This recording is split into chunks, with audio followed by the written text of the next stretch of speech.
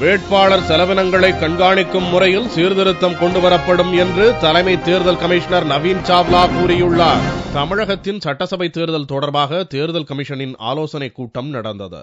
தலைமை தேர்தல் கமிஷனர் நவீன் சாவ்லா, தேர்தல் கமிஷனர்கள் குரேஷி, சம்பத் மற்றும் தமிழக தலைமை தேர்தல் அதிகாரி நரேஷ் குப்தா ஆகியோர் பங்கேற்றனர். இதில் மாவட்ட தேர்தல் அதிகாரிகள் மற்றும் உயர் போலீஸ் அதிகாரிகளும் பங்கேற்றனர். பின்னர் பேட்டியளித்த நவீன் சாவ்லா, தமிழகத்தில் புகைப்படத்துடன் கூடிய வாக்காளர் பட்டியல் தயாரிக்கும் பணி சிறப்பாக நடந்து வருவதாக பாராட்டு தெரிவித்தார். மேல் சபைக்கு தேர்தல் நடத்துவது தொடர்பான பணிகள் முறைப்படி நடந்து வருவதாகவும் கூறிய நவீன் சாவ்லா, வரையறைக்கு உட்பட்டு வேட்பாளர்கள் செலவு செய்வதை உறுதிப்படுத்தும் வகையில் அதற்கான சீர்திருத்த நடவடிக்கைகள் மேற்கொள்ளப்பட்டுள்ளன என்றார். That we want a much better reporting system for expenditure,